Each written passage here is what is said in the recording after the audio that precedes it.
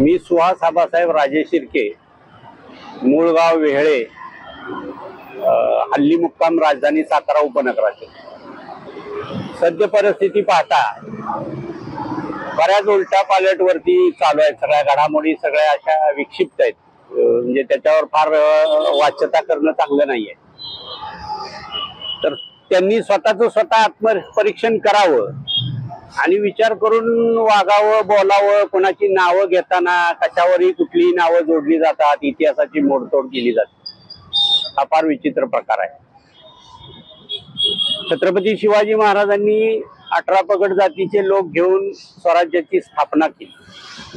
त्यांचा हेतू काय होता, त्यांचा उद्देश काय होता, हा असा नव्हता। आजही आपण त्यांच्या आदर्शावर चालतो। त्यातच श्रीमंत छत्रपती महाराणी येसूबाई यांचं माहेर शृंगारपूर, त्या शृंगारपूर येथे त्यांचं स्फूर्तीस्थळ व्हावं म्हणून मी आणि शृंगारपूरचे सरपंच आम्ही 2-3 वर्ष याचा पाठपुरावा घेत आहे। तो पाठपुरावा जिल्हाधिकारी असेल, पोलीस स्टेशन असेल, टाउन प्लॅनिंग असेल, तहसीलदार असेल, या सगळ्यांकडे जाऊन आम्ही त्याचा पाठपुरावा घेतला। सगळी कागदपत्र जिल्हाधिकारी यांच्याकडे प्रलंबित आहे। ह्या विषयाकडे कोण गांभीर्याने बघायला तयार नाही। ही फार विचित्र बाब आहे, म्हणजे न शोभणारा हा विषय आहे। ज्यांनी स्वराज्य स्थापन केलं, ज्यांनी स्वराज्यासाठी तब्बल 29 वर्ष कारावास भोगला, त्यांच्या स्फूर्तीसाठी आम्हाला उपोषण करायची वेळ येते, हे शासनाच्या दृष्टीने फार हानिकारक विषय आहे।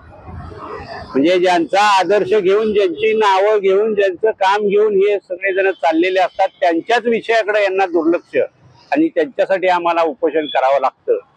आणि आम्हाला काय पाहिजे तर त्यांची स्फूर्ती दाखवणारा स्फूर्तीस्थळ, की जेणेकरून त्यांच्या पदस्पर्शाने पावन झालेली भूमी शृंगारपूर मध्ये स्फूर्तीस्थळ शासनाने, ग्रामपंचायतीने आमच्या माध्यमातून सदर ठिकाणी त्यांच्या नावाला साजेसा फंड टाकावा आणि ते करून द्यावं। हाच हेतू आमचा त्याच्या मागे आहे। त्याच्यामध्ये आम्हाला काही बाकी स्वार्थ नाही। त्यांचा आदर्श पुढे यावा, स्फूर्ती पुढे यावी, ही भावना ठेवून आम्ही आज हे उपोषण चालू केलेलं आहे।